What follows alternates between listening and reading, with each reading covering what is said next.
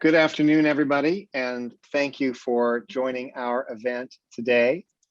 For those of you that don't know me, I'm Nat Keohane, and I'm the new president here at C2ES, the Center for Climate and Energy Solutions. We're very pleased to welcome you today to the Pricing Carbon Initiative's Fireside Chat with Senator Sheldon Whitehouse on his Save the Future Act and a discussion about carbon pricing. I'm particularly pleased to be hosting this edition of the PCI because C2ES has long supported market-based approaches to address climate change. I think all of us on this webinar know that carbon pricing is a critical component to any comprehensive approach to reducing climate emissions and climate pollution and getting the world on a path to net zero because of the way it aligns private incentives with the public need to reduce emissions and because of the way it can spur new innovation and new technologies, and above all, because it can raise ambition to do more. I think if we're going to meet the challenge of the climate crisis, we need to have a carbon price at the center of our approach. And since the founding of C2ES 20 years ago as the Pew Center on Climate Change, we've worked with policymakers, businesses, and other stakeholders to advance efforts on the Hill and in the States to get carbon pricing in place and market-based approaches in place. On this last point, we have been a steering committee member of the Pricing Carbon Initiative since its founding over 10 years ago. And that means we're particularly proud and delighted to host today's webinar to focus on the latest carbon pricing proposal in Congress, as well as a panel discussion about a related issue, the issue of carbon border adjustments.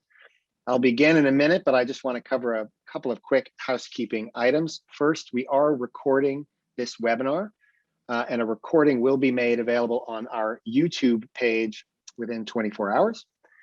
Second, the format of today's webinar will be a fireside chat, virtual fireside chat, that is, and then followed by a panel discussion. The panel discussion will be moderated by Alden Myers, Senior Associate at E3G. He'll introduce the panelists, and I'll introduce the fireside chat in just a minute. We'll have time for audience Q&A in each of these sessions. Please submit your questions into the Q&A portion of Zoom, and we'll try to answer them at the end of each session. So now let me introduce the first session.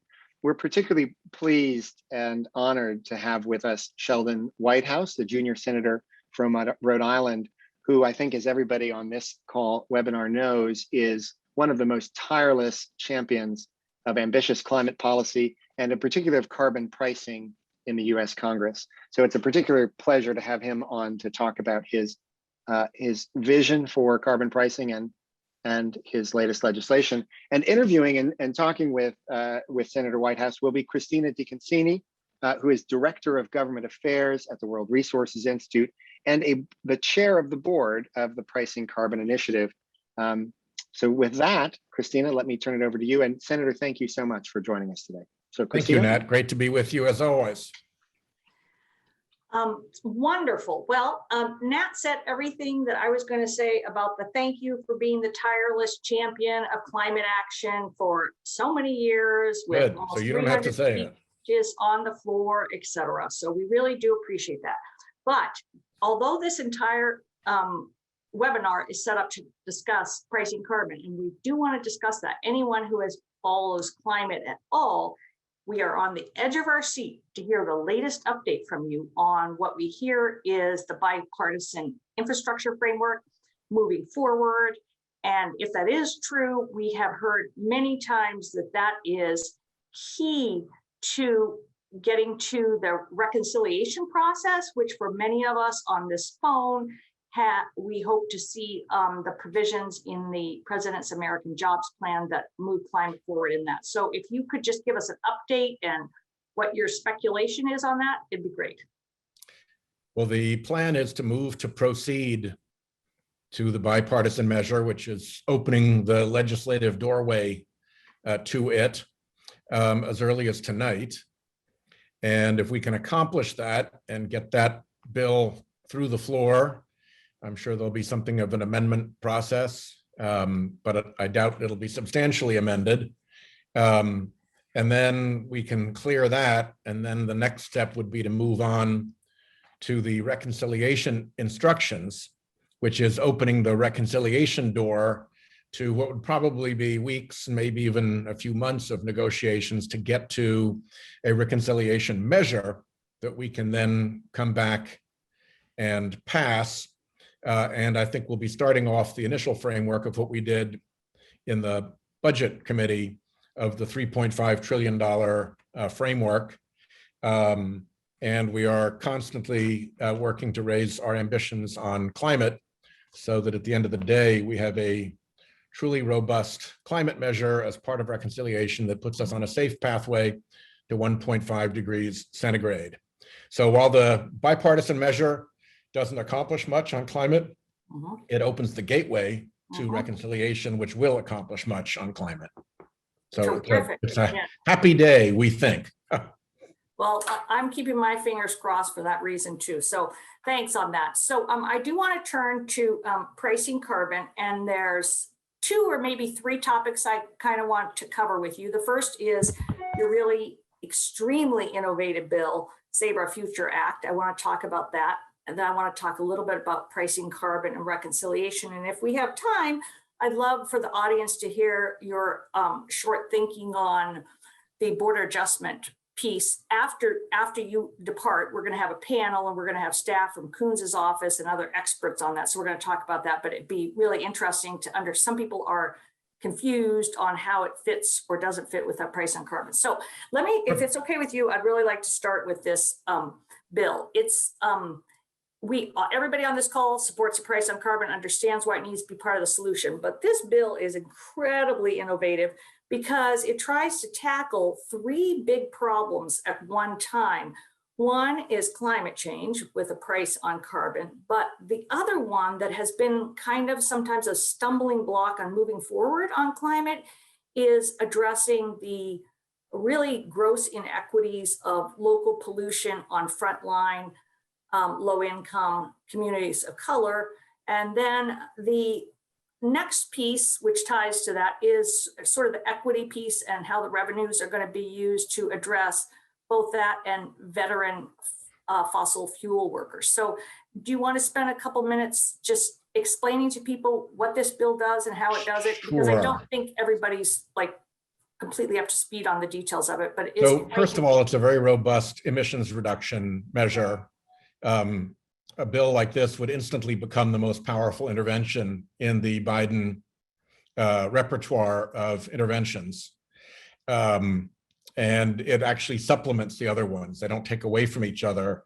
So it adds to the climate effect of the other interventions. So it's a very, very powerful, probably the most powerful tool in our toolbox. And as a standalone, it would be very important to make sure that it was economically progressive and that we were not adding to the economic inequities that our country faces.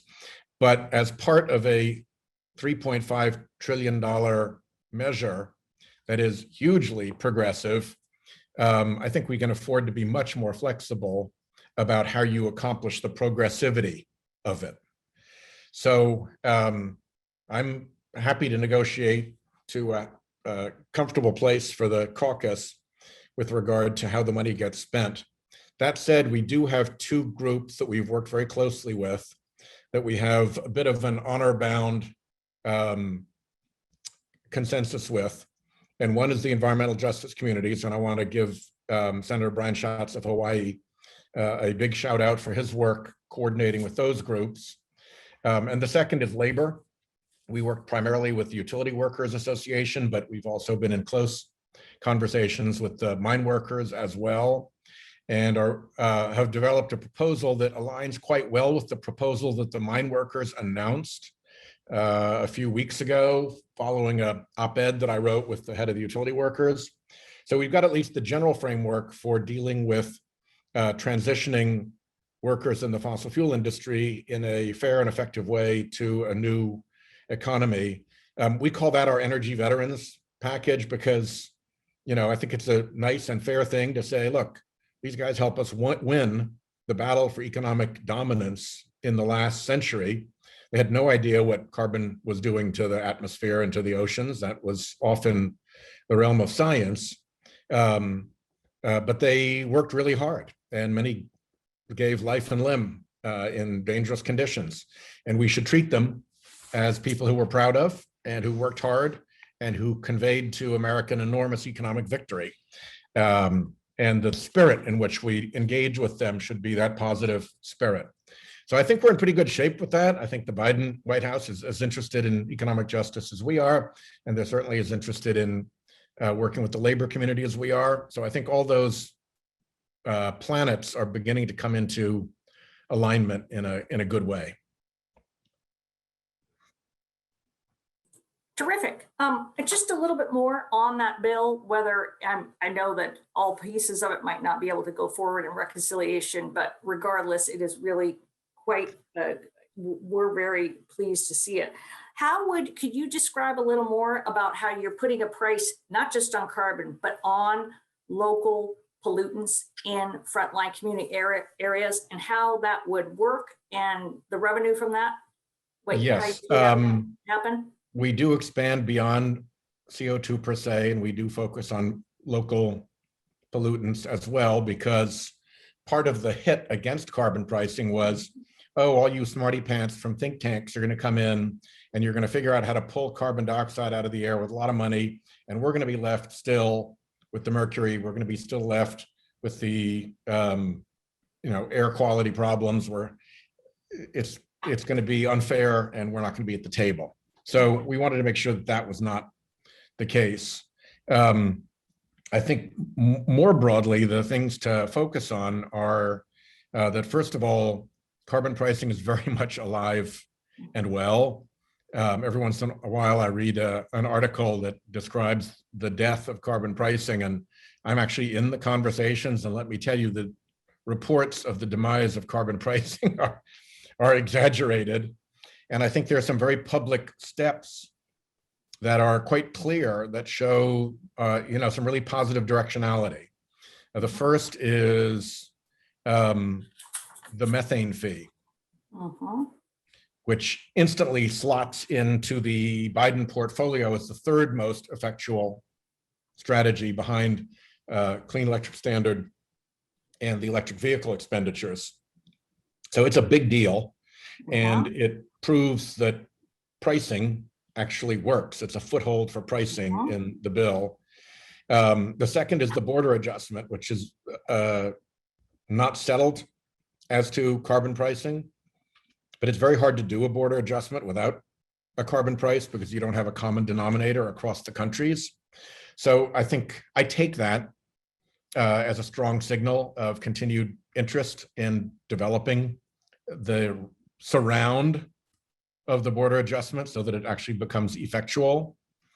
And the third thing is that we continue to grow the support for the carbon pricing bill. We went from 4 senators who were doing, well, first of all, it's just me and Brian, but then we went on to, we grew to 4. In this Congress, we grew to 8. And Senator Coons, whose team is going to be in the conversation, has announced that he's going to be joining the bill as well. And that sends a good signal about, where the Biden team is, because Chris is very close to the Biden team. So we're a long way from landing this plane, but I do think there have been a lot of good signals about carbon pricing, and those who advocate for carbon pricing should take heart, should hold courage, should be strong, and should, lean in now.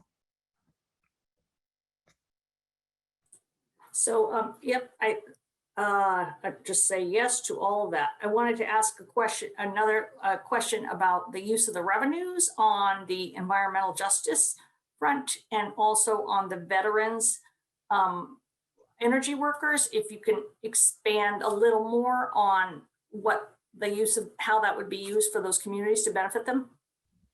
Yeah, I don't want to focus too much on our bill because conversations are continuing. Okay, got it.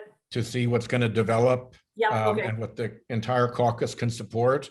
Right. But the basic framework has been to use LIHEAP as the major measure, and to amend our bill to respond to the non-carbon pollutants as well, the various aerial toxins. So I think we're in a good place, but I'm not as married to the specific details of our bill as I am to getting this done. Right. And to making the environmental justice community fully satisfied that they've been heard and that they come away from this with the results that they need to take back to these beleaguered environmental communities and say, at long last, they listened. Yeah, I hear you on that, because I'm quite aware that bill isn't going to move forward as some standalone thing. Ditto on the utility workers and the labor side. I do think it's important to, I think the foundation of this has to be that you treat these people with respect. And the idea that you're going to take somebody who's worked for 25 years in backbreaking work in a coal mine and is strong and is capable and is a terrific person and loves to work hard, and that you're going to send them miles away from their home to some community college to learn how to type stuff is not consistent with a lot of respect for who they actually are. So we're looking at things like wage replacement. We're looking at, because so many of these companies have completely let down their workers by cheating them on their pensions and health and welfare plans and so forth, to make sure that those are robust. And even in an acknowledgement of what this has meant for their families, to reach out and have not only them, because many of them are retiring, but also their children who are coming along, able to get scholarships to college, to or to trade schools, to develop their own lives. If you're the son of a father and a grandfather from the coal mines, you're not going to be going in to that tradition. And we kind of owe it to you since we've displaced your family tradition, to find something new for you, even though you yourself never got into the coal mines.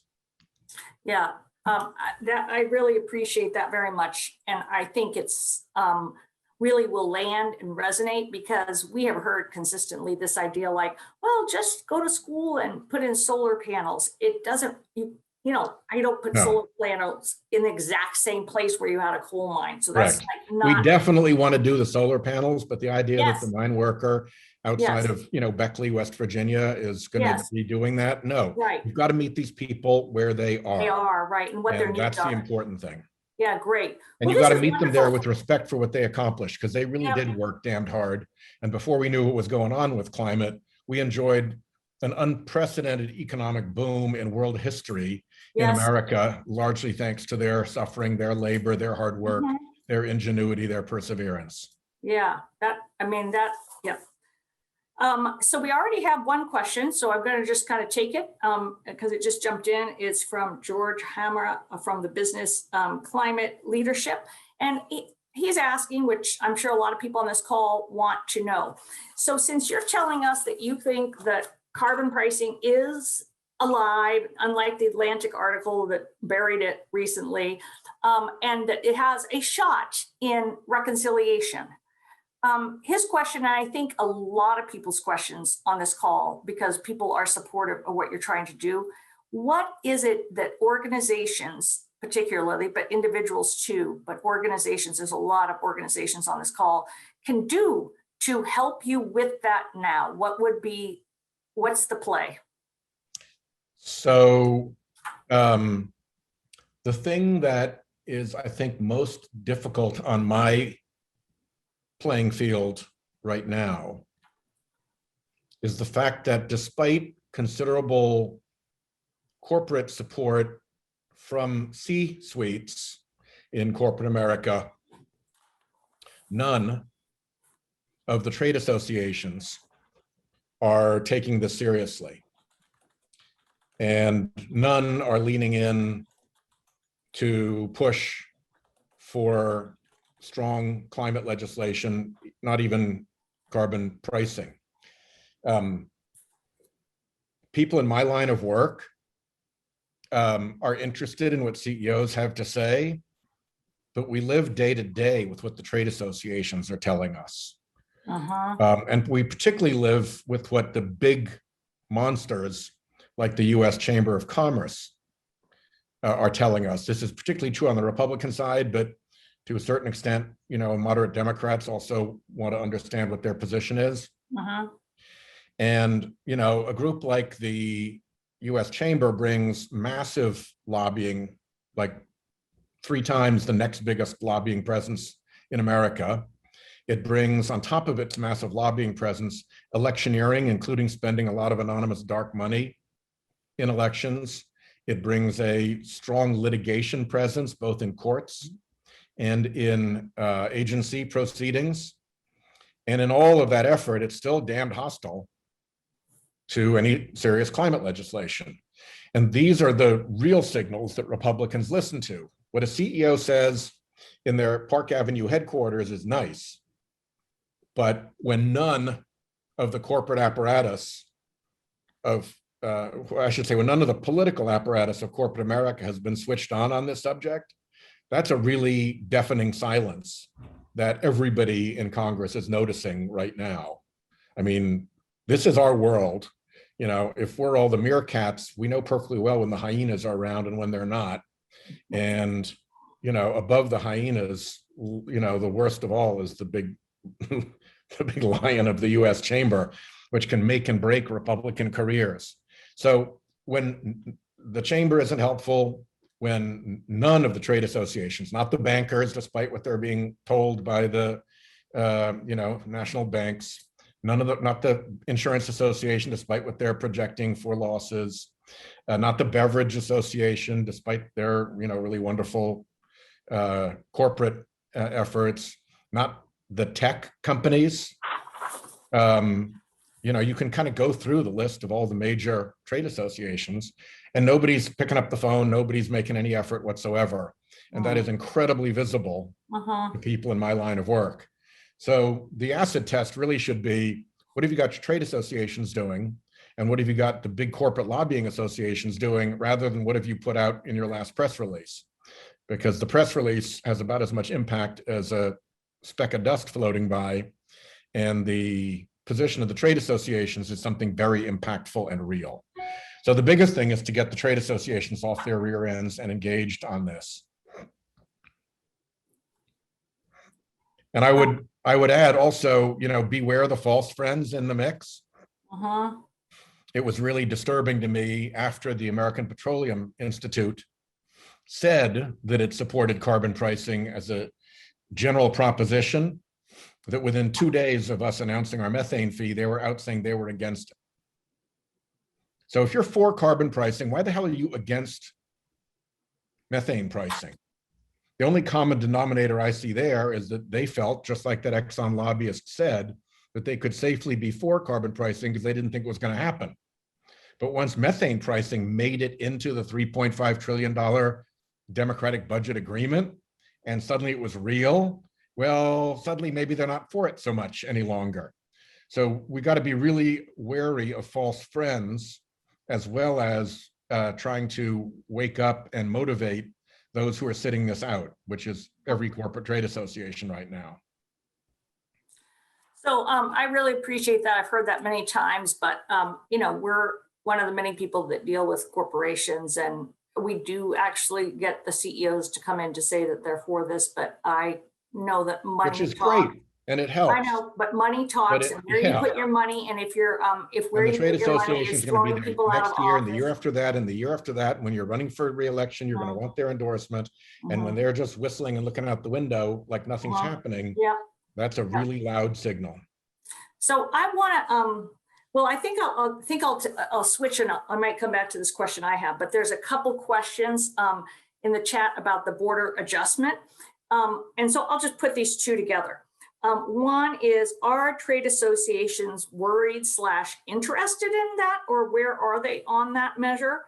And the second question is, will American companies suffer from these tariffs if we aren't able to pass the carbon tax and we move forward with this? So yeah, the quick answer to that is that with the EU developing its border adjustment, we will be on the wrong side of EU tariffs, and our trade with the EU will be burdened by being on the wrong side of their carbon tariff.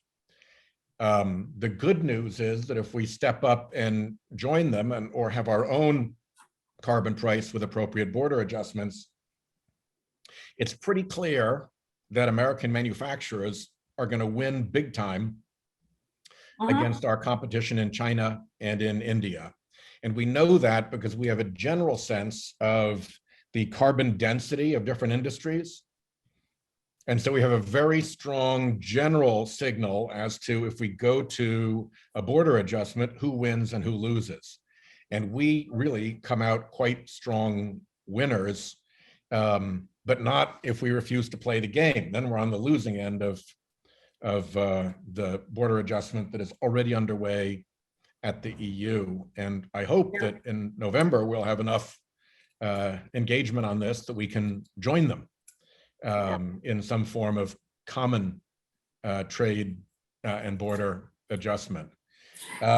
I think what people will see once, if carbon pricing starts to look a lot more real out in the public world, then I think the trade associations most will want the border adjustment, because it does confer that advantage on American manufacturing.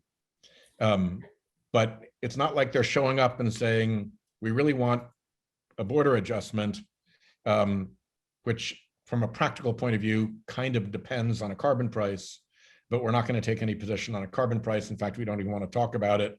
Let's talk about our tax breaks for our industry. So we're going to hear next on the next panel from Senator Coons' staff, and who've been very helpful in all of this. Pardon me?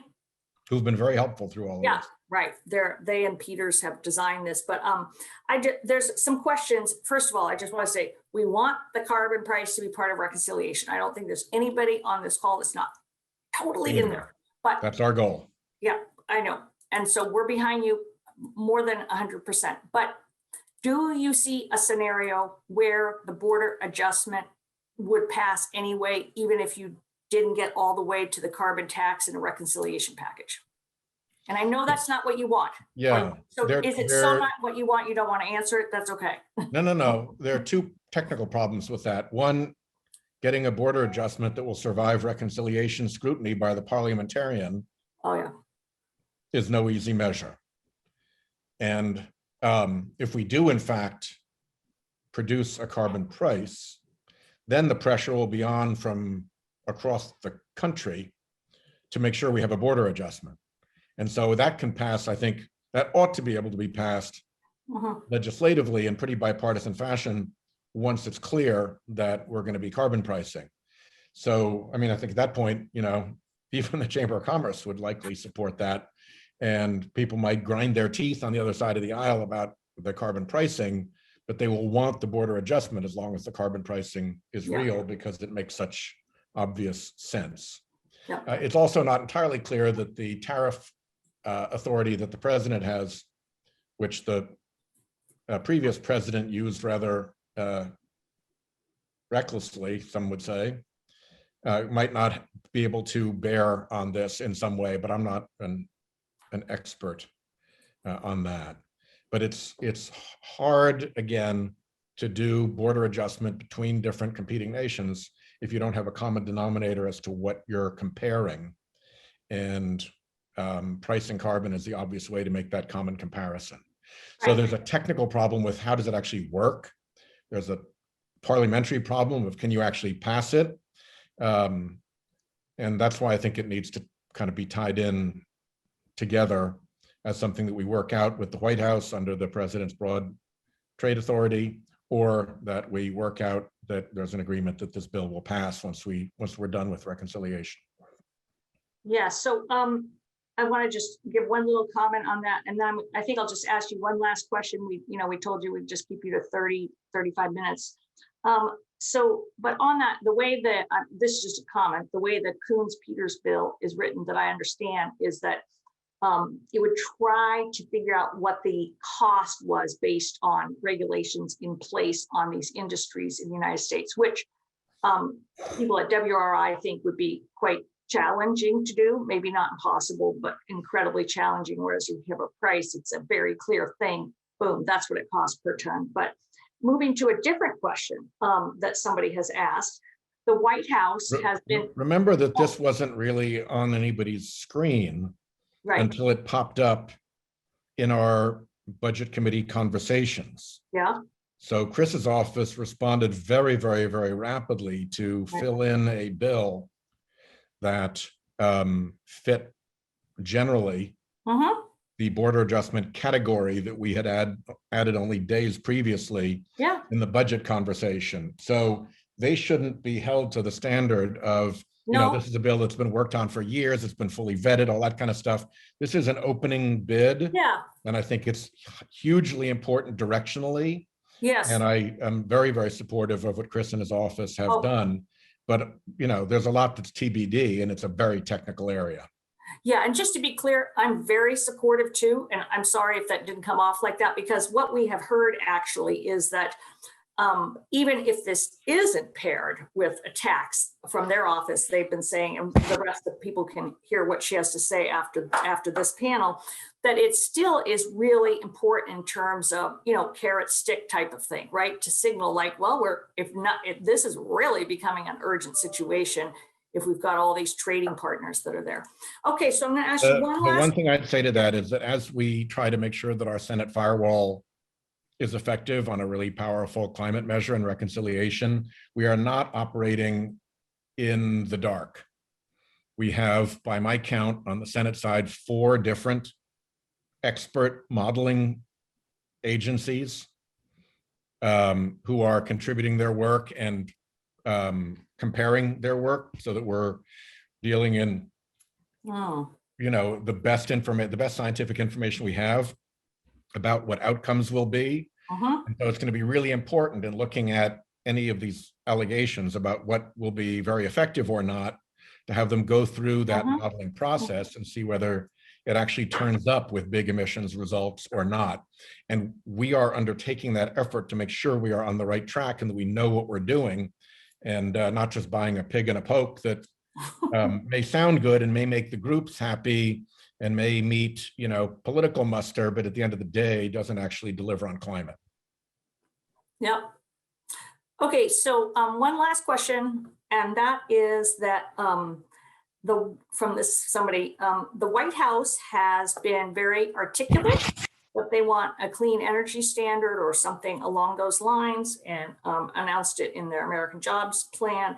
And this person is asking, I sort of think you touched on it in your opening remarks, but maybe just to really pinpoint what you said there, are they mutually exclusive? How do you see them working together? No, they actually work first, what goes second? How does it line up? If somebody's for the clean energy standard, will they say we don't need a carbon tax, or what? How does it work? They actually work quite well together. And whether you call it a clean electricity standard or a clean electric power plan or whatever you call it, I think that it integrates very well with carbon pricing, and the two supplement each other quite well. And if a common understanding were to be reached about what a carbon price should look like between the White House and the Senate, then you'd want to do expert modeling to see exactly how the clean electric power plan worked with it, because an enormous amount of money gets spent on the clean electric power plan, like $400 billion, nearly $500 billion. So that's a lot of money to spend. And you'd want to make sure that if you were integrating that with a carbon price, that may free up money to spend on other climate priorities, or frankly, other priorities. Because you don't want the one and the other to overlay unhelpfully. You want them to support each other. But I'm all for helping the utilities move rapidly to clean electric power, and spending money to do that is fine. But at the end of the day, we do have to kind of knit these things together to make sure that it all works effectively. And that is a call that we'll make when we get closer. So I said that was the last one, but I've got one more. So there's a lot of people believe that the White House and some of the green groups have coalesced around this clean electricity standard or the clean electric power plant instead of a price on carbon, because of the environmental justice resistance to a price on carbon. And so you address that some in talking about your bill, but do you see that as something with the right kind of revenue use that you talked about, something that can be solved for politically? Yes, Okay, absolutely, absolutely. And frankly, once we all line up without too much difficulty, because there isn't a different view about solving the environmental justice problem in the White House versus the Senate. And there isn't a different view about making sure that workers in the utility and fossil fuel industry who are dislocated are treated very well and respectfully between the White House and the Senate. It's just a question of figuring out how you do it. And the environmental justice groups are at the table, and Senator Schatz has been very diligent about making sure that he had a good group to work with. And I think that, there are plenty of groups that go where they think the wind is blowing. And if they think the wind is blowing in a different way, they'll go a different way. So I'm not too worried about what various groups are thinking. I think what we need to do is target 1.5 degrees, make sure we're using the public's money responsibly, make sure this is in fact the kind of climate intervention that we need, given that this might be our only shot in this decade. And then let the groups, come talk to us if they disagree. I think what you'll find is that they'll be pleasantly surprised, not disappointed. I think they've kind of adapted to some lower expectations. And the more we raise expectations, the happier the environmental community will be. Well, okay, we're going to wrap up on that, but that last comment is, I'm almost speechless with wanting to say thank you to you and these other senators who are pushing the expectations and pushing the ambition on this. And also for your point, thank you for not being a person that moves where the wind goes and that stays following where the science says what is needed in deep decarbonization studies and supporting all those solutions, including a price on carbon. And I know there's hundreds of people on this call, and we're here to do anything conceivably possible to try to help move your agenda forward, because your agenda is the agenda for a 1.5 world. And this is our only chance for quite a long time. So just thank you 1,000 times for both joining us, but mostly don't for thank all me the too leadership. much. The White House has been impressed by what they've seen in the breadth of resolution in the Senate on this matter, not just on the depth of resolution.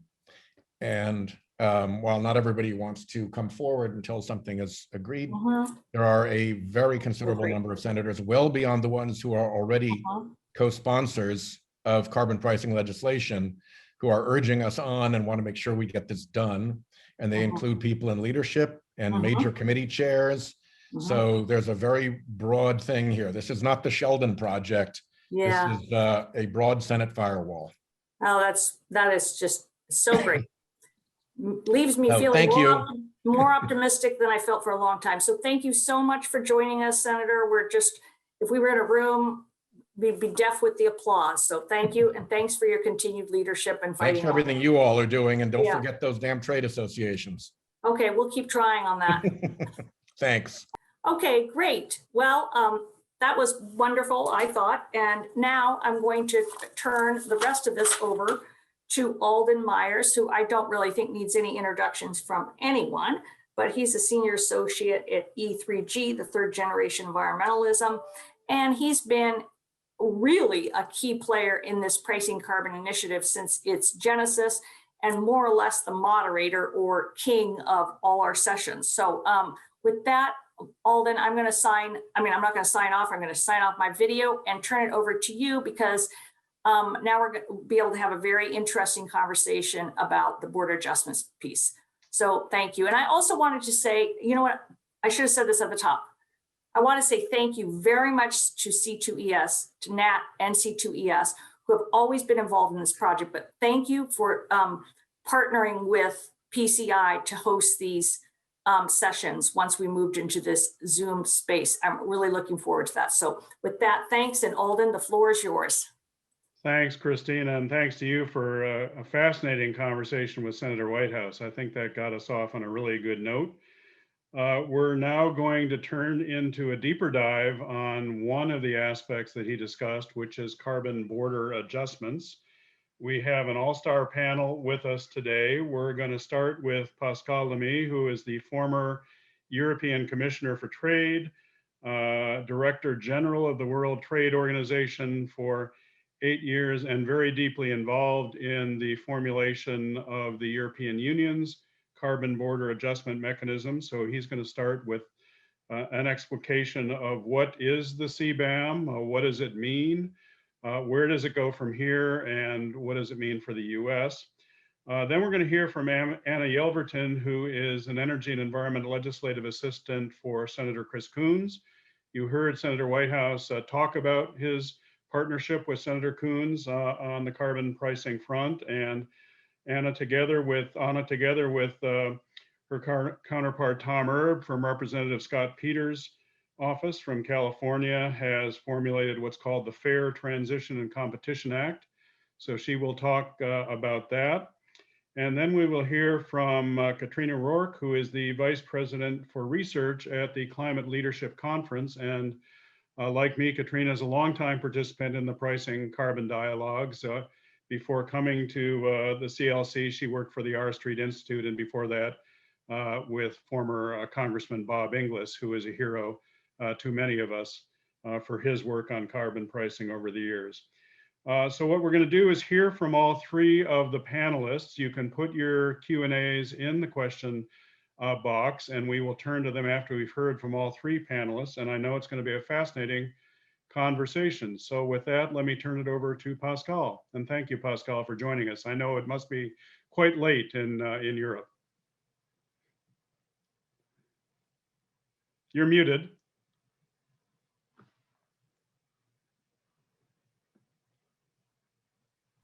Thanks, Alden.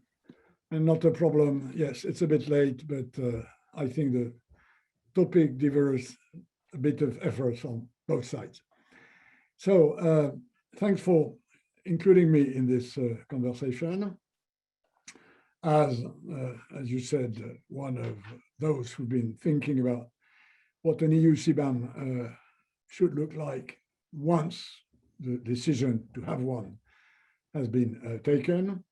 And I will articulate my few remarks around three topics. First, why and how an EU carbon border adjustment mechanism, which is what is hidden between this nice CBAM, which looks like a new orchestra instrument, but unfortunately is not. It's a carbon border adjustment mechanism. My second point would be what we at Eurobject de l'Or, and we tabled as a think tank. Eurobject de l'Or is a three sister think tank, one in Paris, one in Brussels, one in Berlin. And we tabled the first template of an EU CBAM a year ago, and it has been chewed and discussed and was, I think, quite inspiring for the EU Commission recent proposal. So what do we think about the proposal the EU tabled on the 14th of July? And third, how should EU-US discuss about this? Because I think it's a major issue, and we Europeans really have to try and bring as much as possible of the US constituencies into an understanding of how this can work for both of us. On the first part, why and how an EU CBAM? To put it very simply, we need a CBAM at the moment the price of carbon triggers high risk of carbon leakage. That's the simple rationale.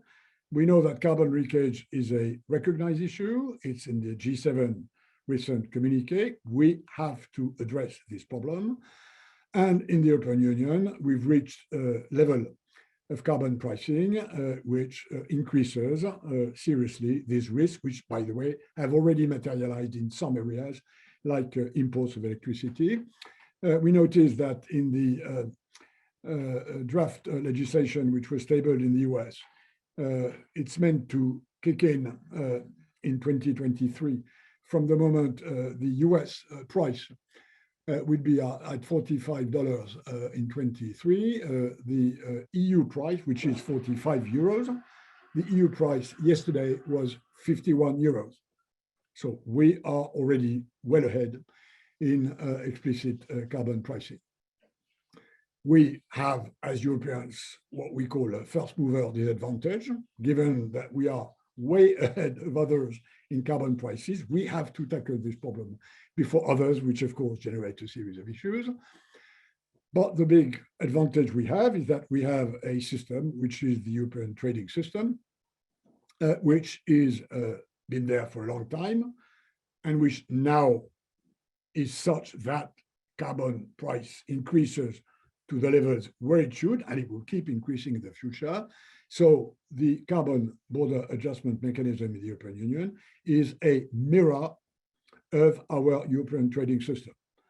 Our operators have to buy permits. The importers of products with a carbon content will have to buy the same, for the same amount, certificates that the Europeans pay. That's the rationale of the Commission proposal. Second point, what we like in the Commission proposal is that it is effectively a mirror of the European emission trading system, that it has been structured in order to ensure WTO compatibility, and notably to respect the principle of non-discrimination. Imports will be treated on the same footing as domestic production, which entails something which we like, which is that the moment a carbon mechanism kicks in, the free allocations that were given to domestic European producers to facilitate the transition will be diminished in the same way, so that in terms of WTO compatibility, there is no double protection. So this we like, and we like also the fact that it starts progressively from probably 2023, 2024, with some selected products like cement, like fertilizers, on a sort of set of areas where there is a high carbon and visible content for the beginning. So that's what we like. What we don't like so much, and we've been quite critical of some aspects of the Commission proposal, is that the rhythm of reduction of free allocations is too slow. It starts when the European CBAM kicks in, but it's meant to finish by 2035, which in our view is far too late. Not least because we believe at Object de L'Or that free allocations do not work. The reality is that those who've been given free allocations have not decarbonized, whereas those who have been not given free allocations have at least partially decarbonized. So this we don't like, and we wish to be quicker. And second, what we don't like is the use of revenues that go in the EU budget, whereas we proposed last year, and there are many in the think tanks and the people who've been working on it that agree with us, that it should go to a fund that would help a number of developing countries, notably the poorest ones, to upgrade their decarbonization systems, which, as we all know, needs quite a lot of finance. So we believe it should be a contribution. Third and last point, which is what I see, and again, speaking for an independent think tank, which we are in this area, where we see room for EU-US discussions, and notably within this high-level climate action group, which the recent EU-US summit has decided to set up. We believe that there are a number of major elements that need to be tackled bilaterally around this notion of comparability between pricing, explicit pricing systems, like the ones we have, and shadow pricing systems. As we all know, there are two explicit carbon pricing systems, which is tax and trading emission permits. and two, implicit carbon pricing, which is regulation and subsidization. We need, as we assume on the EU side, that the US will not move to an ETS system, but through a regulation-based system, we of course need to create some sort of comparability platform that measures properly how much is worth a regulation in terms of carbon pricing, and so that this is mutually recognized, so that we avoid as much as possible to have measures like a CBAM in US-EU trade.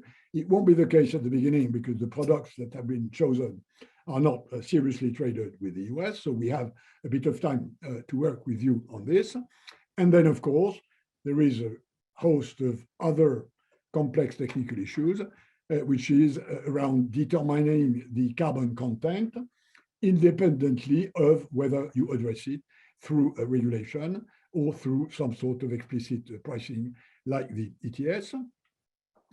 Finally, and that's a recommendation I submit to your attention, this comparability platform forum, which we advocate in order to put around the table people who have the same goal, which is to fight against climate change in increasing carbon pricing, whether implicitly or explicitly. We believe that there is a necessity for those who share this goal to sit around the table, which in our view should be within the World Trade Organization. There is a Committee on Trade and Environment in the World Trade Organization. This is the normal place so that a properly multilateral conversation can take place in order to address and smooth possible problematic differences. And the sequence, as we see it in Europe Jacques Delors, is one, US-EU. Let's try and fix some sort of agreement in principle of how we make our systems compatible. Then include China, because we obviously need China in a system like this. And it will take a bit of time because you know the Chinese in principle position that CBAMs are, as they say, a WTO problem, which we believe it is not, but that's a question of design. And finally, move this to the G20, which is the pre-multilateral forum, and then finally move this to the WTO. So EU-US, EU-US, China, G20, and then WTO. And if this sequence works, we believe there is a good chance for the ultimate purpose, which is that what is seen by some as a trade obstacle and by others as a climate mitigation measure, I think a proper level of international conversation should shift the majority view in the right direction, which is that it is a necessary climate mitigation measure, and that in terms of trade, it's as little an obstacle as possible. That's the recommendation I submit for the rest of the discussion on this panel, and many thanks for your attention. Over to you, Alden. Thank you very much, Pascal. That was brilliant, and you've already teed up a number of questions on my end, but I'm going to discipline myself and hold off until we've heard from our other two panelists. And I think there's already been a couple of questions put in the chat as well. So, but before we go there, I'm going to turn it over to Anna to talk about the proposal from Senator Coons and Representative Peters. Thanks so much, Alden, and thanks, Pascal, for that really helpful overview of the EU CBAM proposal. Thanks to Katrina for always sharing your expertise and for inviting me to participate, in C2ES for organizing, and everyone who's joining this. For those of you that I haven't met before, I'm Anna Yelverton. I handle climate policy for Senator Coons, who co-chairs the Bipartisan Climate Solutions Caucus here in the Senate. Just wanted to start by saying, really appreciate all of Senator Whitehouse's comments in the prior panel. He is such a leader on carbon pricing and climate more broadly, and one of my favorite things that I've ever heard Senator Coons say in a conversation with Senator Whitehouse was that it's an honor to surf in his wake. And I think on the topic of carbon pricing, that certainly holds true. But so as Alden mentioned, Senator Coons and Congressman Scott Peters introduced the Fair Transition and Competition Act last week. It's a bill to establish a border carbon adjustment. It is similarly timed, of course, with the release of the EU proposal, but not necessarily a response to the EU proposal. We are, or at least Senator Coons is, grateful for the EU's leadership on climate, very excited by the Fit for 55 plan, and thinks that it's really important to have this conversation around reframing trade around climate and other values. So I'm excited to participate today and just walk you through the proposal that we introduced last week. Just as a little bit of background on why Senator Coons wanted to work on this. So he has led carbon pricing legislation the past 2 Congresses. He continues to think that that is the most effective thing that we could do to drive down emissions across the economy, but also recognizes that we have some political hurdles here in the United States to passing a price on carbon, which I'm sure I don't need to tell anyone who would participate in this call.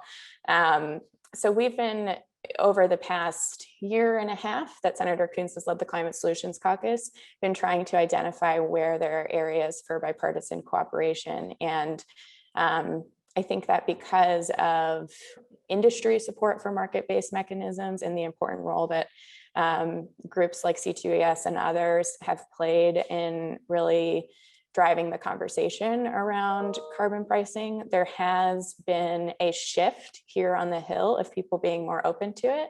But in particular, I think that there's the most bipartisan interest in border carbon adjustments. And I think that's for a couple of reasons, but I think that one of the biggest ones is that people are really tying climate and economic policy together now. And Senator Coons is a firm believer that we can do both, and actually they go hand in hand, and border carbon adjustments is an example of that. So our bill would create a border carbon adjustment based on, when you're reading through the proposal, it's easiest to think about it as an implicit domestic carbon price, but it's referred to in our bill as environmental cost incurred. So essentially, it's a recognition that we do have emissions-based laws and standards already. And hopefully in these next few months, we'll be taking even further climate action through this bipartisan infrastructure package, which we think is going to move forward this week, which we're very excited about. Further packages through the Senate, and of course the Biden administration, I think, has really done a great job of bringing the US back to the table in terms of leadership on climate. So we are anticipating more ambitious climate regulations or laws to be in place. And we recognize that there is a cost to companies for producing in a cleaner way. CLC has done some really great work around highlighting the carbon advantage of different parts of US industry. So what our bill would do is it starts out with a border carbon adjustment in 2024 on aluminum, cement, iron, steel, natural gas, petroleum, and coal. And the reason we went with that list initially was obviously the goods were chosen in terms of being EITE industries, but also where we felt that there was sufficient data for starting out in terms of being able to reasonably assess the embedded emissions of imports. But we do leave the option for that list of covered goods to expand every year.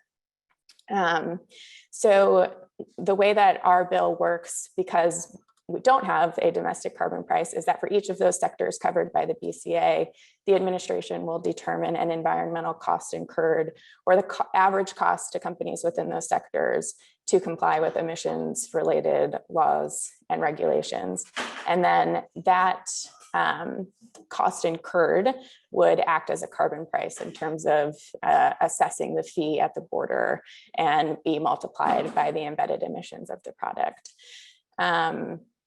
we have a section in here encouraging international climate cooperation and encouraging the State Department and USTR to engage with our trading partners on reducing greenhouse gas emissions. We recognize that for our proposal, but I think also for consideration of the EU CBAM and other countries moving towards BCAs, there are questions about how all of these proposals will be received or compliant with the WTO. And we probably need to start rethinking our trade rules if we're going to promote climate ambition through trade. So that's sort of what that section is intended to get at. And then in terms of the revenue use, it's different from the EU proposal in that we do two different things with our revenue. One is creating a new state grant program that is called the Resilient Communities Grant Program. It would give the revenue back to states to use funds for climate adaptation and resilience projects, to assist transitioning workers, and to assist small businesses that might be impacted by these new trade policies. And then the other portion of revenue goes towards the development and commercialization of high impact emissions reductions technologies to further drive down emissions here domestically. So that's a quick overview of the proposal. I did want to say I really appreciated Pascal's point about revenue going towards international climate finance. In our Climate Action Rebate Act from last Congress, we actually had a portion of our revenue from our border carbon adjustment going to the GCF, and Senator Coons chairs the State and Foreign Operations Appropriations Subcommittee that oversees those investments. And I think that having a dedicated source of revenue for the Green Climate Fund is a great idea and something that we'd certainly be open to. And it's of course something that's been politically fraught here in Congress, but I think that it's something that we should definitely be considering as we're looking at big climate investments in these next packages, while also trying to facilitate international climate cooperation. So I will stop there so that you all have time to hear from Katrina as well, but thank you. Thank you very much, Anna. That was great. And I'm sure there'll be a lot of questions for you. Just a reminder to everyone, if you have questions for Pascal or Anna and Katrina as she's speaking, please do put them in the Q&A so that we can turn to them after we've heard from Katrina. So Katrina, over to you. As Anna mentioned, you've done a lot of interesting research recently at CLC. It'd be great to hear about that, as well as your thoughts about both the EU CBAM proposal and Anna's legislation with Scott Peters. Thanks, Alden. I'll tackle what I can in a short amount of time so we can get to discussion. Pleasure to speak with on this panel with Pascal and Anna, and to speak in Senator Whitehouse's wake, as it were. This is an issue near and dear to my heart, the border carbon adjustment. I've been working on it for a long time. And I'm excited to talk to you about how we work on it at the Climate Leadership Council and the research that we're building out in support of the border carbon adjustment as an important element of climate policy. So just orientation for those of y'all who might not be familiar with the Climate Leadership Council, we work on what we call a 4-pillar plan on carbon dividends. So the first pillar is a gradually rising fee on carbon emissions. By carbon, we mean CO2. The second is a dividend. So all of the revenue collected by the government will be distributed in the form of quarterly dividends to US households. The third is regulatory simplification.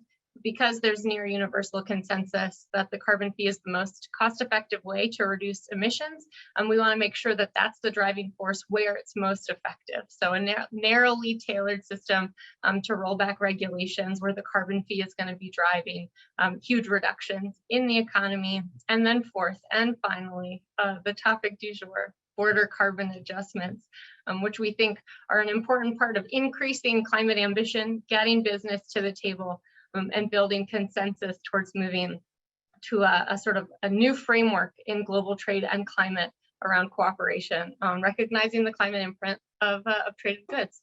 On the next slide, you see our founding members. We don't develop this plan by ourselves. We do so in consultation with a terrific group of, I think it's 4 dozen now, founding members, Fortune 100 companies, in all sorts of sectors, including energy sectors, environmental NGOs who keep us honest to the environmental ambition of the plan and have a whole lot of insight on many of these topics.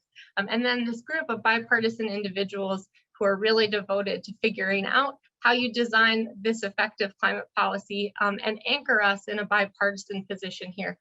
We know that the most effective policies going forward will be bipartisan policies because they'll last.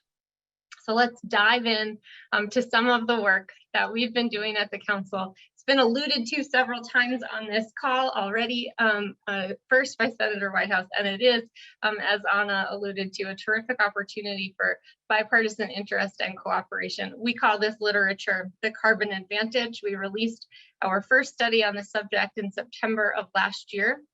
And what we're doing in this literature is building out from sort of anecdotal evidence that we had heard while developing the border adjustment with our companies, that the United States is actually a very clean manufacturer of goods. And so we heard sort of isolated cases like this. First Solar is one of our founding members. They're the most efficient manufacturer of solar panels in the world. We heard sort of anecdotal evidence out of the steel industry. So we were pulling on these threads and we realized that there is no tool to study the relative carbon intensity of production across sectors and across countries. So we built one. And that's this study right here. Taking global input-output data, we figured out the carbon intensity of 35 economic sectors across 64 countries, tracing the whole supply chain. So you can mine coal in one country, oxidize material in a second, convert that material into some interim product, and then go make a washing machine. And we'll follow the CO2 through all of those changes in the economy, even if we're crossing borders. It gives us this bird's eye view of carbon intensity across countries, across industries. And I'll show you the punchline of that on the next slide. It is dizzying and hard to read. I encourage you to go to carbonadvantage.us if you want to sit with this table. But we've indexed US carbon intensity to 1. Anything greater than 1, a red box, is a higher carbon intensity than the United States. Anything lower than 1, a blue box, is a lower carbon intensity than the United States. And what we found in this sample, I'm just showing you some of the countries we have. I'm showing you USMCA countries, the European Union, and the BRIC countries. And you'll see that the United States is incredibly carbon efficient against our competitors. If you look at the economy-wide average for the rest of the world, it takes 80% more carbon emissions to make the same dollar of value anywhere else in the world as it does in the United States. Our carbon advantage against economies like China, India, Russia, it's 300, 400% more emissions to create the same dollar of value. So that means the United States is already in a terrific position if we're going to start competing on the basis of the carbon intensity of our goods. Right now, we don't have a tool to hold these higher emitting countries and sectors accountable for their carbon emissions in global trade. And that means we're leaving terrific opportunity for clean US industry on the table. Of course, it's relevant what's going on in the European Union. So you'll notice that sort of a glaringly blue column right there in the middle. The European Union edges out the United States just slightly in carbon intensity. They do seem like a logical partner to work with, as do our partners to the north and south, Mexico and Canada. So this is great. I love this table. It communicates very clearly that our carbon advantage is profound, and it is across the economy. It's not just energy intensive sectors. It's not just cherry picking sectors. We make goods more cleanly in the United States than they do elsewhere. Awesome. But it's hard to wrap your arms around what this means for a particular industry, a particular county. And so we did our first case study, which we recently released, figuring out what would happen if you implemented our plan, a carbon fee and a border carbon adjustment in the US steel industry. And so we've asked CRU, a market intelligence firm, to do that work for us. They have plant level data for every steel manufacturing facility in the world, and that now includes CO2 data for every facility. They've also helped the European steel industry figure out what's going on with the CBAM proposal. So they're perfectly positioned to help us ask these questions. And I'll show you on the next slide the starting point. So if we imposed a carbon fee and a border adjustment in the United States, and we charged every ton of steel for the carbon intensity of their production, there is no cleaner producer amongst our trading partners than the United States. On average, the steel we produce in the United States is less carbon intensive than 100% of our trading partners, which means that there's an opportunity for domestic industry if we're pricing emissions in the steel industry. We can extract value for a sector that's already cleaner than its competitors. We can extract value that we can't presently extract without a border adjustment. And just to show you how this model works on the next slide, so you'll see all of these blue bars or red bars. Those are individual steel facilities. And then sitting on top of them, that's the relative charge from the carbon intensity of production at the facilities themselves. So if we're imposing a carbon fee and a border adjustment and changing the price of steel as a consequence, we get a chance to sort of like reshape the supply curve and figure out who outcompetes who once we're all in on what the costs look like. And the news for the United States is terrific. Another sort of dizzying table is on the next slide. Again, carbonadvantage.us if you want to learn more.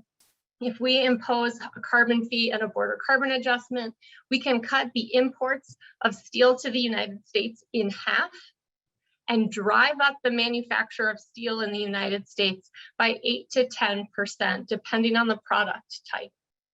So for the first time, we're showing that an effective climate mitigation plan can increase manufacturing in the United States, even of a carbon intensive sector, create jobs even in a carbon intensive sector, help us decarbonize our supply chains, even in a carbon intensive sector. Economic success and climate mitigation can go hand in hand with the right instruments. And we also looked at a breakdown of how this would sort of benefit the US across regions. That's on the next slide. And we find that increased profitability in the steel industry drives more value into the steel supply chains in all regions of the country. So we're creating new economic value and increasing profitability in this sector by picking the right climate mitigation strategy. That's what I have for you today. I'm really excited to talk more. Thanks. Great, thank you very much, Katrina. That was brilliant, and I'm sure there'll be a lot of questions about some of the details of that. Let me start with a question to you, Pascal, as there were several questions that came in from participants around some of the details of the EU proposal.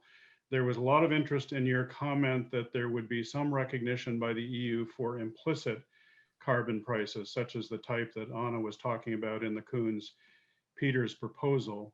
Do you have a sense of how those would be measured? Would the EU accept the exporting country's word for it? Would they conduct their own verification process? And of course, as we know, absent a cap or a carbon price in the US, the implicit price on the trade exposed industries is likely to be fairly low compared to the EU ETS once you've phased out the free allowance allocation. So in that event, would you give US exporters only a partial credit based on the differential between the implicit price here and the explicit price in the EU, or how would that be adjudicated?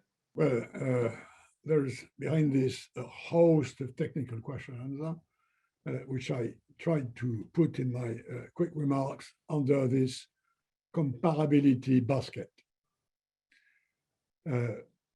I think, and I'm not speaking for the EU, I'm speaking for myself and for the think tank I represent in this conversation.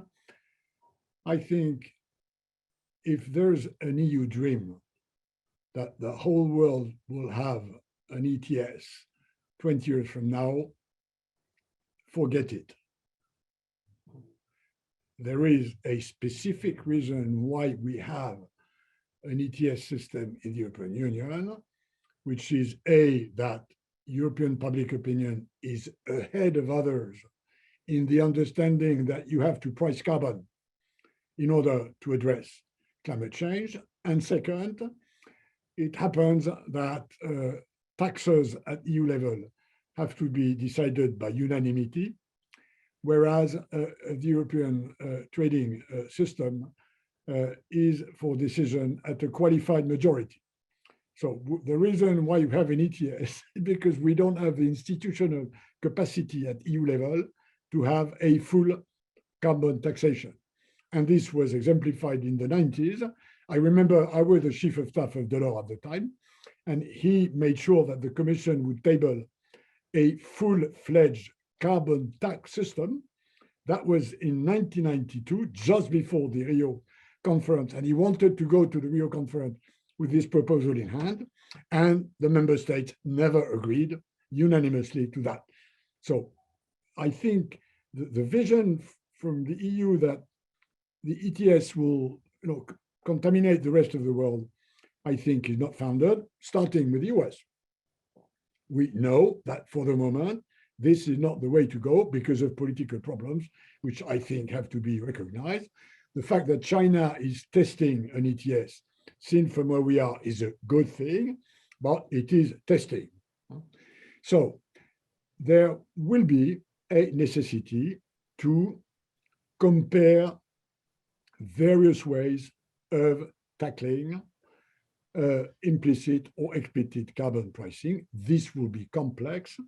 I think we propose that the EU should say, okay, let's have a forum, which we believe should be in the WTO, where the various ways to do that.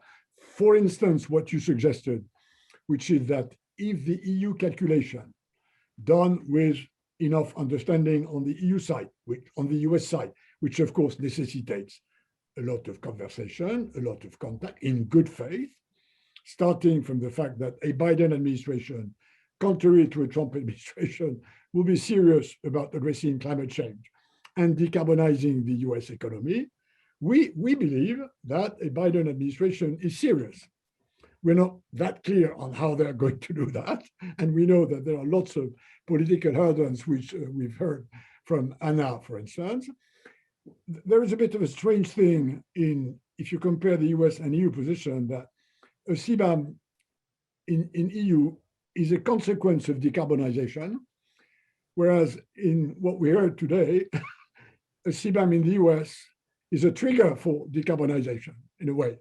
And what Katrina has just said is, I think, a fairly convincing thing, that you have to decarbonize your economy, and that after all, it's a good thing to do it because carbon-wise, you're not going to be that bad, or maybe even better than the other, even if our calculations are, let's say, there's a bit of goodwill in that. I'm sure there is, but it's quite striking. So yes, if the conclusion of a bilateral conversation, which will inevitably be complex, is that regulatory-wise, you have set up a carbon price at 40 euros, and ours by the time will be 60, we will have to adjust for this 20 difference a way or another. But I think that just the necessity to deep dive into these details will be a big progress, and that I can tell you producers will really look for that in order to have a stable pricing environment. Thank you very much. One more question for you, and then I'll turn to Anna. You said in your closing remarks that you envision sort of a sequence of consultations, first with the US, then with China, then with G20, and then taking it to the WTO. In her speech to the G20 Finance Ministers Tax Symposium in Venice on July 9th, Secretary Yellen proposed that we take this conversation directly to the Sustainable Finance Working Group within the G20, which of course, as you know, is co-chaired by the US and China. And as we saw last week in Naples at the Climate Energy Ministerial, it's not easy to reach consensus in the G20 on difficult questions like this. And China, Russia, and others have reacted somewhat negatively to the EU CBAM. What do you think of Secretary Yellen's proposal that we move this discussion into the G20 Sustainable Finance Working Group? But that's the right place. And as often, and I'm not saying this to be nice to you, Secretary Yellen has demonstrated a deep understanding of these issues in various international fora, and she's in the lead of putting good proposals on the table. So it's the right place to do that in the G20, absolutely correct. If you only leave this to finance ministers, which is the DNA of G20, I don't think it will work, but that's the right place. But before that, you have to check that there is enough an agreement in the G20, like we had it in the G7, that tackling carbon leakages are an issue that needs to be addressed. If you don't start from this point, which is a recognition that you have to decarb your economy, and that in order to do that, you need either explicit or shadow carbon pricing, and then you have a carbon leakage problem which needs to be fixed. If you don't follow this sort of normal sequence and enter directly into details, it will fail. So there needs to be a minimum of goodwill, and the minimum of goodwill is, in order to decarb our economies, we need to take a risk of carbon leakage, which then needs to be addressed. And I think if we get there with the G20, under this political umbrella, Secretary Yellen's proposal makes a lot of sense.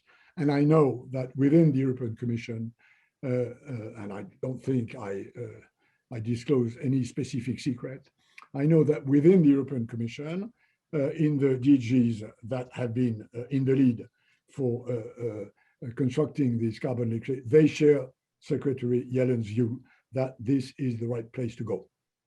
Great, thank you very much. I'm actually going to swap my questions first to Katrina because she has a hard stop at 4:30, needs to jump off, and then come back to Anna if that's okay.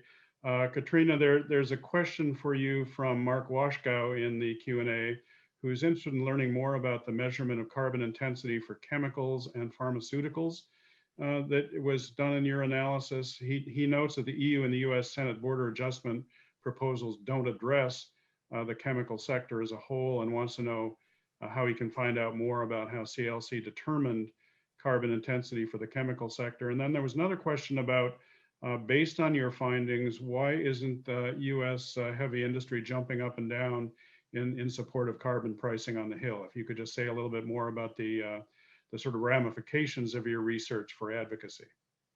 Cool. So on the first question, we worked with a firm called Macrodyne, and what they did is they constructed a model of the global economy based on input-output data, and that follows every instance of trade. And then they fed into that the CO2 footprint of energy consumption. And that allows us to track sort of every time an industry purchases energy services and then another industry purchases that next industry, is sort of a nesting doll model. It lets us track that CO2 all the way through the economy. And so we didn't do analysis for individual sectors. We took a bird's eye view of the global economy. It just so happened to be a way that we could slice it by countries and by sectors to sort of zoom in on this analysis. I'll note that the sectors are highly aggregated. I'll also note that we include a whole lot of sectors not typically discussed in border adjustment policy. For example, our biggest advantage against our competitors is in making things like computers. Our advantage there is astronomical, and it's because we create things with tremendously high value. So you can learn a lot about the relative carbon advantage across economic sectors using that analysis, but it's giving you that bird's eye view, not sort of sector by sector. On the second question, so give us time. This is a really new line of study. I'm happy that we're kicking it off. I hope other organizations will follow suit. There's a target-rich environment here if we can build out this narrative that we know to be true, which is that the United States economy can materially benefit by increasing production, creating jobs, if we pick the right climate mitigation strategies. So give us time, but I'll say a surprise to us, unsolicited in response to our analysis on the steel sector, 2 steel trade associations came out with supportive statements. I'll say they're there on the US steel industry being more efficient than our competitors. They believe in that data. they're there, that a border adjustment would confer a benefit to them that we can't right now. It will hold their competitors accountable. So we're waiting on that third piece, which is therefore we need a carbon price to unlock it. But yeah, give us time. We're working on it. Great. We'll give you another week or two. How about that? Is that good? Perfect. Perfect. Okay. I'll report back. Till after the August recess. We'll be very generous. Thanks so much, Katrina. And I think there'll be a lot of interest in following up on what you presented here in your work. So great to have you with us. And Anna, for you, there's a question about how would your proposal change if your boss, Senator Whitehouse, and others were successful in getting a price on carbon into the reconciliation bill and through the parliamentarian? How would you modify what you and Representative Peters put forward in that regard? So I hope that the folks in industry who support a price on carbon respond to that last question by dedicating the energy and resources to building support for carbon pricing on the Hill that for a long time, I think was dedicated actually to climate inaction. So would love if that happens. And the way that our proposal would change is that we wouldn't calculate the environmental cost incurred on businesses, and instead the border carbon adjustment would be based on an explicit carbon price. And we would love to do that. Wonderful.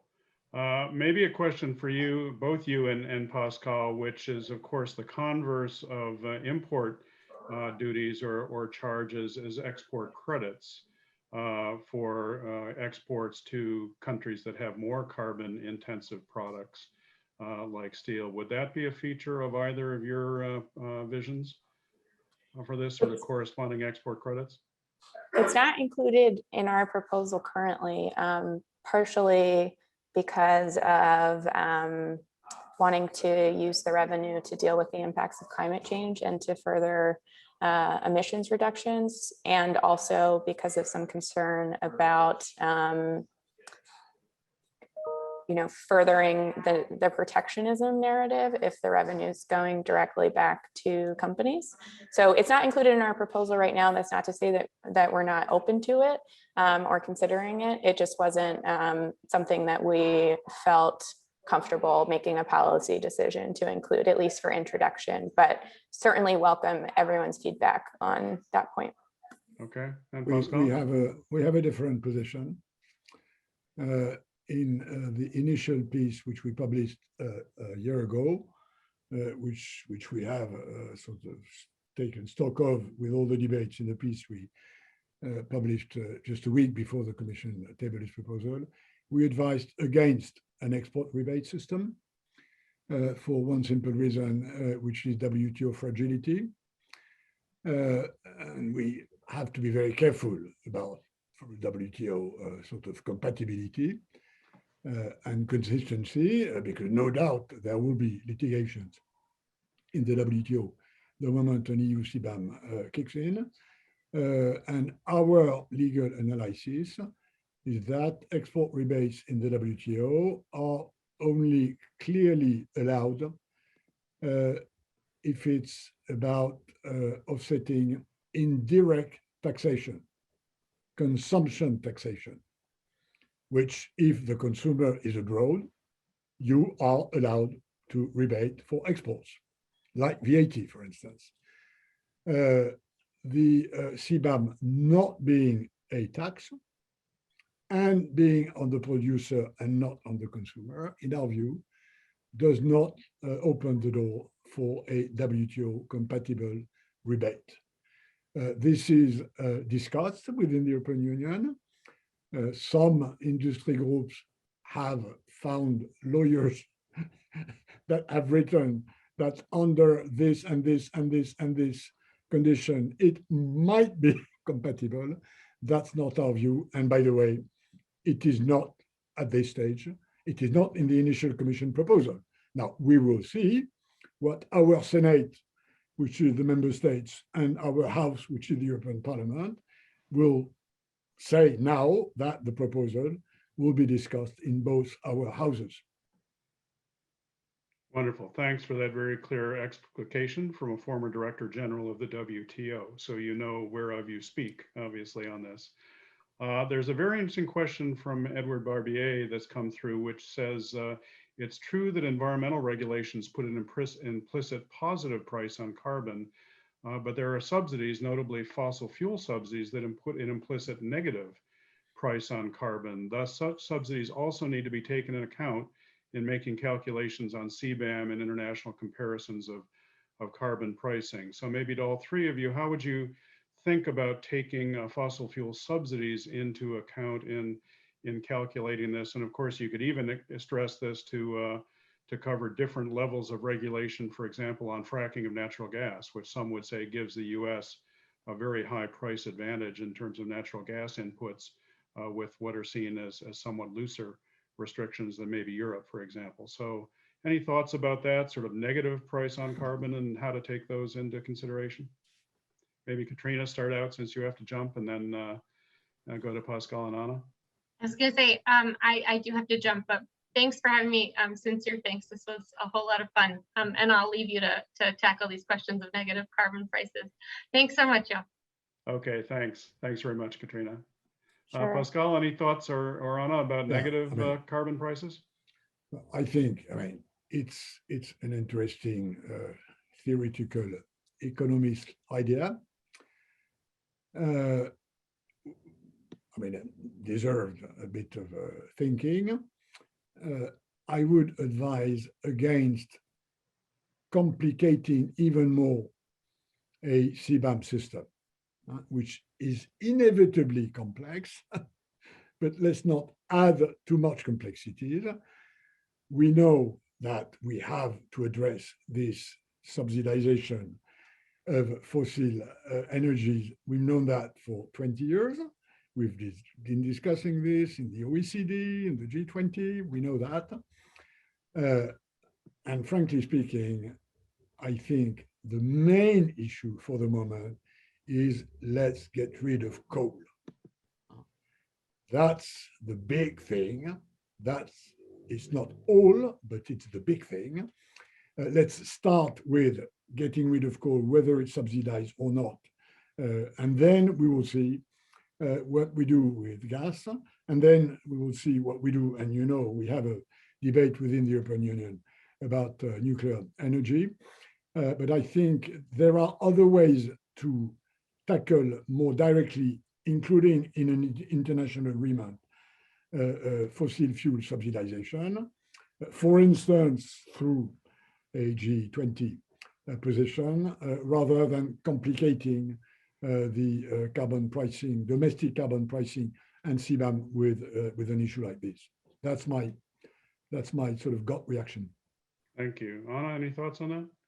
Yeah, I'll have to hop right after this too, but my quick thought is that our proposal is fairly flexible in terms of how the administration calculates the environmental cost incurred. So if they wanted to try and calculate those subsidies as opposed to eliminating them, which they've stated as a goal of theirs, then they certainly, as currently drafted, could do so. They could also try to account for the value of different types of tax credits in assisting industry with decarbonizing. So I think that it's kind of an open question right now. And my main concern with that would be that free allowances aren't, as I understand them, being factored into reducing providing a rebate or a negative price for those allowances to industry. So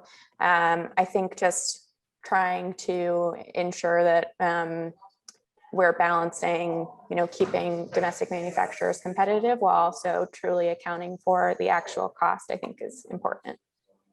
Thank you very much. One more question for you, Pascal, which you heard Anna say that Senator Coons would be open to considering using some portion of the revenues from the border adjustment proposal to support the Green Climate Fund or other international aid for developing countries.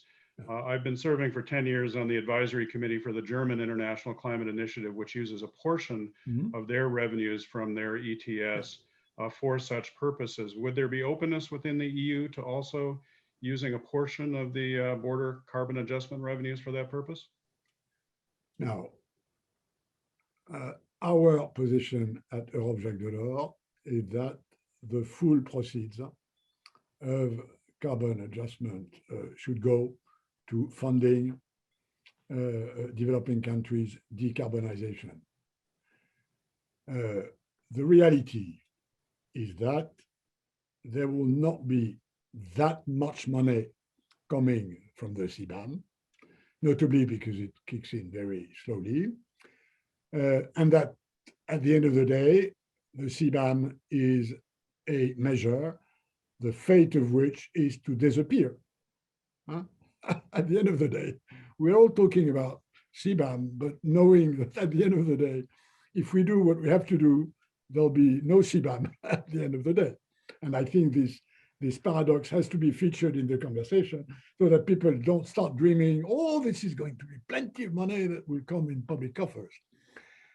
The reality, as far as the EU is concerned, is that most of the money stemming from the inception of CBAM will come from the reduction of free allocations.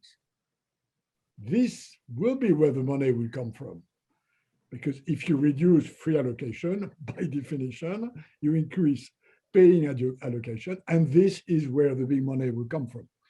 So I really believe that isolating the proceeds of a CBAM to fund, so to greening developing countries is the way to go. Our member states, our Senate, and I know some EU diplomats do not like me calling the Council of Ministers the Senate because this looks as like a federalist theory. I'm a bit of a federalist in the European Union. Our member states won't like that. But I think the European Parliament might see things in a different way. And that may be, at the end of the day, one of the problems reconciling our Senate position and our House position. I hope that the European Parliament will weigh in this direction. Thank you very much. And of course, on this side of the Atlantic, we know nothing about reconciling differences between the Senate and the House. So we will take lessons from you on that. Well, thank you very much, Pascal. Anna had to jump off for a meeting with the senator, but thanks to her and to Katrina, who also had to leave us earlier. This has been a fascinating conversation. We've only begun to scratch the surface. There's a lot of unanswered questions, but fortunately, I think we will have the time to discuss this in the weeks and months ahead. But let me just say, it has been a pleasure to participate in this discussion, and thanks again to C2ES for hosting us. Stay tuned for future programs of the Pricing Carbon Initiative and the Pricing Carbon Dialogues. We will probably take the month of August off, as many will, both here and in Europe, but then we will hopefully regather in the fall, and we will see where we are then in terms of both the border carbon adjustment issue and the larger carbon pricing discussion that we had with Senator Whitehouse. And of course, we are hopeful that his optimism is well-founded and that we will see some real progress in the coming weeks on US domestic climate and carbon policy. So with that, let me thank everyone for participating and enjoy the rest of your day.